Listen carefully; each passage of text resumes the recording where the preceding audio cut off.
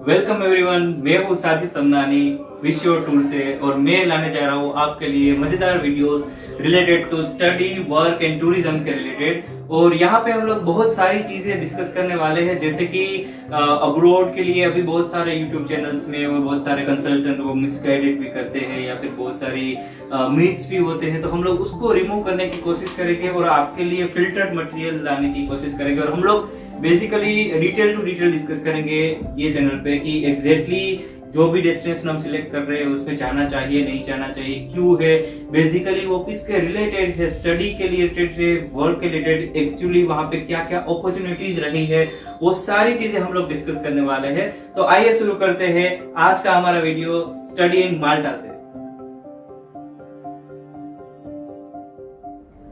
तो Malta basically European as well as Schengen country है। तो जैसे कि बहुत से लोगों को पता होता है या फिर नहीं भी होगा कि there are two different part, एक यूरोपियन यूनियन होता है और शेंजन यूनियन होता है। जरूरी नहीं कि यूरोपियन यूनियन में जो कंट्रीज आती है वो शेंजन में आती हो, बट ये जरूरी होता है कि जो शेंजन यूनियन में कंट्री है वो यूरोपियन यूनियन में आती है।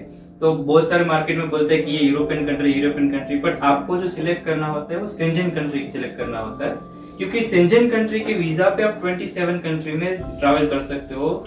और जैसे कि हम लोग फॉर एग्जांपल हम लोग यूरोपियन कंट्री में देखते हैं तो यूक्रेन है, क्रोएशिया है, बुल्गारिया है, वो रोमानिया है, वो सारी कंट्रीज है वो यूरोपियन कंट्रीज में आती है। जैसे कि शेंजन में काउंट करें इटली है, लातविया है, पोलैंड है, माल्टा है, फ्रांस है, ये सारी शेंजन कंट्री है। तो वहां की एक कंट्री की वीजा लेके आप जा सकते हो, दूसरी कंट्री में अपॉर्चुनिटीज फाइंड आउट कर सकते हो, चाहे आप स्टडी के लिए जा रहे हो, टूरिज्म के लिए जा रहे हो या वर्क के लिए जा रहे हो।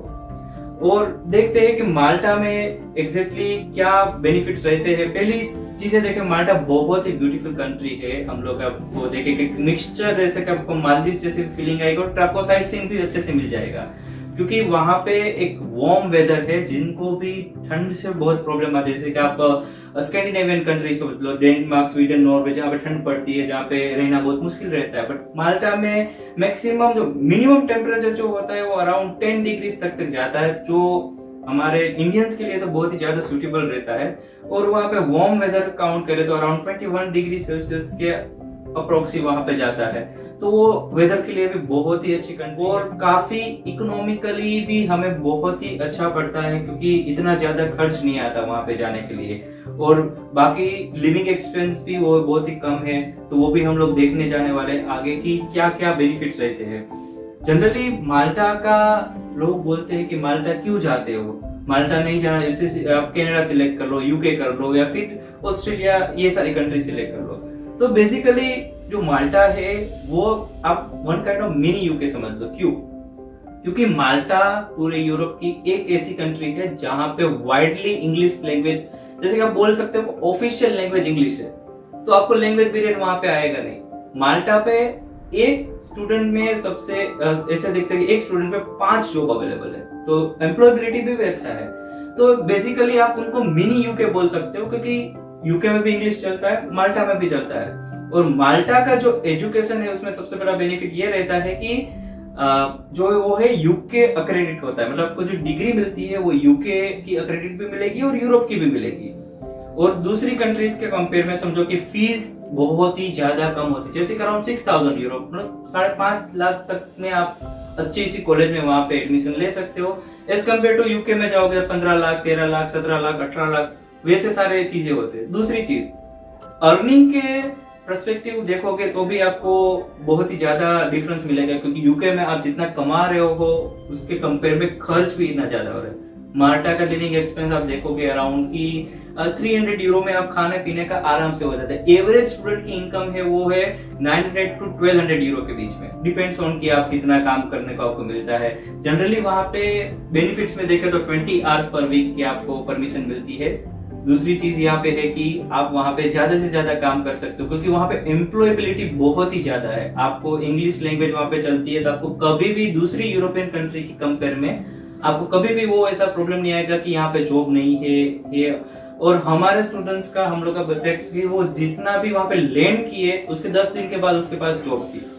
तो ये सारी चीजें है। मिथ्स बहुत सारे होते हैं कि सब माल्टा में जाओगे तो आपका एजुकेशन खराब होगा, ये सारी चीजें। मैं बेसिकली आपको बोलूंगा कि अगर आप ऐसा सोच रहे हो कि आपको 30% स्टडी में और 70% वर्क में इंटरेस्ट, आप 110% माल्टा ही सिलेक्ट कीजिए, क्योंकि वहां पे वर्क अपॉर्चुनिटी बहुत ज्यादा है, वहां पे प्राइवेट कॉलेजेस ही होती है। तो अब हाँ, अब यूनिवर्सिटी के कंपेयर में उसका एजुकेशन नहीं, बट फिर भी उसका एजुकेशन लेवल इतना हाई है, और आप एजुकेशन के साथ भी हाई अर्निंग कर सकते हो वहां पे। तो अराउंड अब महीने का काउंट करो इंडियन करेंसी में 50 to 70,000 आपको बचता है आपका, तो इट्स वेरी बिग अमाउंट। तो माल्टा ऐसी कोई गलत कंट्री नहीं है कि आपको सिलेक्ट नहीं करना चाहिए। तो ये सारे बहुत बेनिफिट्स है। कुछ प्रॉब्लम होती है जैसे कि डिपेंडेंस आप डायरेक्टली अलाउड नहीं करते, आफ्टर टीआरसी आप कर सकते हो, तो ये सारी चीजें है। अभी देखते हैं कि माल्टा में कौन कौन सी कॉलेजेस, कैसे टाइप के कॉलेजेस हमें सिलेक्ट करना चाहिए। माल्टा में एक थोड़ी टाइप की मोनोपोली रहती है कि कौन सी कॉलेज की इमेज कैसी है, उसके बेसिस पे उसका वीजा सक्सेस रेशियो अफेक्ट करता है। दूसरी कॉलेज के इमिग्रेशन के साथ कितने अच्छे रिलेशन है, और कोर्सेज क्या क्या है, अटेंडेंस कितनी जल्दी वो लोग सबमिट करते हैं, ये सारे फैक्टर्स वो शायद आपको मार्केट में कोई भी नहीं बताएगा, बट ये सारे चीजें अफेक्ट करती है। फीस भी अफेक्ट करती है, जैसे कि आप 3,000 यूरो वाली फीस में गए 4,000, तो आपका वीजा सक्सेस रेशियो बहुत ही कम होने वाला है, बिकॉज कि जो भी इंटरनेशनल स्टूडेंट्स वहां पे जाते हैं उसकी फीस पे कॉलेजेस वहां पे हाई टैक्सेस पे करती है, तो टैक्स के ऊपर से गवर्नमेंट को इनकम होती है। मैं ऐसा नहीं बोल रहा कि बहुत ही बड़ा 9,000 10,000 वाला, बट एटलीस्ट आपको 5,000 अबव जो है वो सारी कॉलेजेस आपको सिलेक्ट करनी चाहिए, तो ताकि आपका थोड़ा वहां पे एक समझ लो कि आपका एक एटमॉस्फेयर इतना बनेगा और आपको इतना अच्छा क्वालिटी एजुकेशन भी वो दे पाएगा। समझो कि 3,000 यूरो में आप वहां पे जाते हो, तो वो कितना वो खुद के लिए रखेंगे, कितना वो फैकल्टी को सैलरी देंगे, क्या करेंगे, ये सारी चीजें भी सोचना चाहिए, क्योंकि कैसे फैकल्टीज आपको मिले। 6,000 यूरो में जाओगे तो आपको क्या क्या चीजें मिल रही है वहां पे, तो वो आप एक अफेक्ट कर सकते। कोई भी एजेंट के थ्रू जा रहे हो तो उसका कमीशन वो सब भी उसमें निकलता है, ये सारी चीजें। तो उसके बाद कॉलेज के पास जो बचता है वही तो आप में इन्वेस्ट करेंगे वो लोग। बेसिकली मैं आपको ये सजेस्ट नहीं करूंगा कि आप कोई अकाउंट रिलेटेड आईटी या फिर कोई बिजनेस रिलेटेड कोर्स सिलेक्ट करें। अभी अगर आप माल्टा में अपॉर्चुनिटी फाइंड कर रहे हो और आप सोच रहे हो कि वहां पे कोर्स कंप्लीट करने के बाद आपको वर्ल्ड वाइड अपॉर्चुनिटी मिले, तो आप health and social care courses है उस पे आप इन्वेस्ट कीजिए, क्योंकि आफ्टर द कोविड बहुत ही सारी डिमांड आई है, ओनली नॉट इन माल्टा। आप देखोगे तो जर्मनी है, यूके, कनाडा, ऑस्ट्रेलिया, मतलब जो भी कंट्री का उनको हेल्थ केयर वर्कर्स की डिमांड वहां से कम हो रही है। Health care workers as compare to अब डॉक्टर भी उनकी डिमांड ज्यादा बढ़ रही है, क्योंकि डॉक्टर है वो सबके मतलब टेक केयर नहीं कर सकते वो सब चीजों में, तो वहां पे हेल्थ केयर वर्कर्स का वहां पे इंट्रोडक्शन होता है।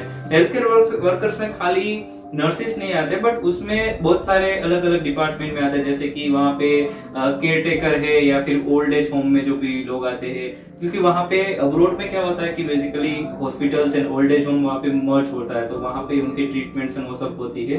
तो वो सारी चीजों में सैलरी भी इतनी है, जॉब्स भी इतनी अवेलेबल है, क्योंकि लास्ट इंटेक में हमने जब स्टूडेंट सेंड किए थे तो वहां पे उनको हमने इंटर्नशिप पे रखा था, अनपेड इंटर्नशिप पे। तो आफ्टर अ मंथ उनको इतनी रिक्वायरमेंट थी कि उन्होंने उनका गवर्नमेंट रजिस्ट्रेशन करा के उनको जॉब पे रख लिया, तो अराउंड उनको अभी अच्छी खासी सैलरी भी मिल रही है और उनका स्टडी भी चालू है।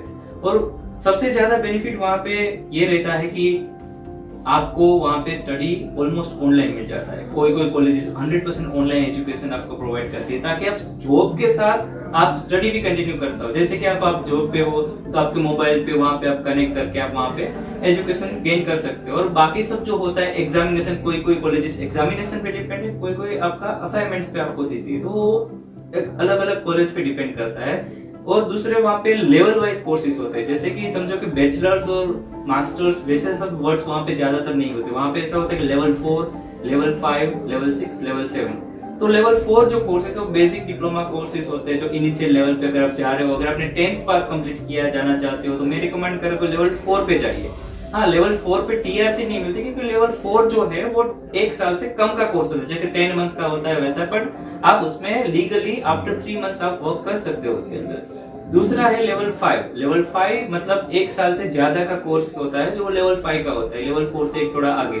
अगर आपने 12th पास किया तब लेवल 5 के लिए अप्लाई करो, उसमें आप टीआरसी भी अप्लाई कर सकते हो। और टीआरसी का ड्यूरेशन अलग अलग होता है। कोई अच्छी कॉलेजेस होती है जिसका नाम कनेक्शन वो सारे अच्छे होते हैं, तो उसका टीआरसी 1 महीने में भी निकल जाता है। कोई कोई कॉलेज जिसका रेड लिस्ट में होता है तो वो 1 साल भी लग जाता है उसका खाली टीआरसी आने में। तो ये सारे भी पॉइंट्स देख के जाना होता है कि कौन सी कॉलेज आप सिलेक्ट कर रहे हो। बेसिकली मेरा एक आपको सजेशन है कि आप अगर माल्टा जा रहे हो तो ऐसी कॉलेज सिलेक्ट करो जहाँ पे ऑनलाइन एजुकेशन थोड़ा ज्यादा हो, ताकि आपको वहाँ पे थोड़ा वर्क फ्लेक्सिबिलिटी मिले। दूसरा, इंटर्नशिप जैसी चीजें वो आपको दे, क्योंकि आप अगर हेल्थ एंड सोशल केयर में जा रहे हो और आपका वहाँ पे कोई जगह पे एक एडिशनली एक्सपीरियंस हुआ, तो अगर आप 1 ईयर के बाद आप यूके भी अप्लाई कर सकते हो डायरेक्टली वर्क परमिट के लिए, क्योंकि माल्टा और यूके का कनेक्शन बहुत ही अच्छे है, वहाँ पे रिक्वायरमेंट भी इतना अच्छा है, और माल्टा यूके हेल्थ केयर प्रोग्राम भी होता है। हम लोग हेल्प करते हैं हमारे स्टूडेंट जो माल्टा है उसको फिर यूके में वर्क परमिट के लिए, तो वो हम लोग कोई भी नेक्स्ट वीडियो में उसके लिए देखेंगे। पर अभी के लिए मैं आपको यही सजेस्ट करूंगा कि कॉलेज ऐसे सिलेक्ट करो जहाँ पे उनके कुछ कॉन्टेक्ट हो, वहाँ पे आपका वहाँ से इजीली अपॉइंटमेंट से लेके आपका वहाँ पे पोस्ट लैंडिंग जो आपका जो एप्लीकेशन है वो भी अच्छे से हो पाए। तो ये सारी चीजें होनी चाहिए। जैसे कि आप प्रोसेस में रखो कि जैसे कि कॉलेज की फीस क्या है, तो अराउंड 5000 से ज्यादा है, ओके ठीक है। कोर्सेज कौन कौन से है, कोर्सेज में क्या क्या चीजें दे रही है, वो चीजें कितनी आपको इंटर्नशिप है, क्या क्या चीजें है वो देनी, और आपका इंटर्नशिप कितने आवर्स की है, वो सारी चीजें देखनी चाहिए। बेसिकली वहां पे तो प्राइवेट कॉलेज पे आप फोकस करो ताकि आप वर्क वहां पे ज्यादा सिलेक्ट कर पाओ, क्योंकि ज्यादातर 90% लोग माल्टा में सिर्फ एंड सिर्फ वर्क के लिए जाते हैं। तो ये था हमारा बेसिक माल्टा के लिए। अगले वीडियो में हम देखेंगे कि माल्टा में कौन कौन से टाइप के फ्रॉड्स लोग करते हैं, माल्टा जाने के लिए एजेंट्स क्या क्या फ्रॉड्स करते हैं, वीजा सक्सेस रेशियो कैसे इंक्रीज कर सकते हैं, और कैसे आप अपने वीजा सक्सेस रेशियो को अराउंड 100% तक लेके जा सकते हो। तो ये सारी चीजें हम लोग नेक्स्ट वीडियो में देखने वाले हैं, पूरी प्रोसेस के साथ, क्या क्या कॉलेज क्या चीजें मैं बहुत ही डिटेल में आपको दिखाने वाला है वो। तो आपका प्यार हमारे पे रखिएगा ताकि हम लोग ऐसे ही आपके लिए अच्छे से वीडियो बनाए। Thank you so much.